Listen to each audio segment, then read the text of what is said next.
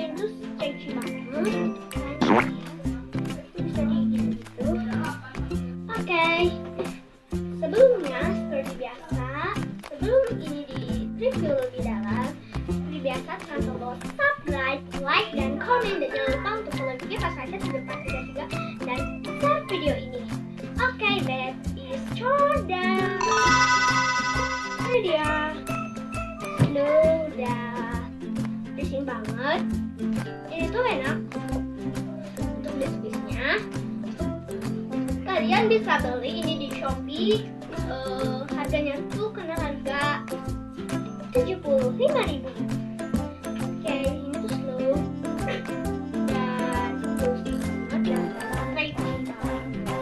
Oke, thank you kalian udah nonton videonya aku tentang squishy crunchy.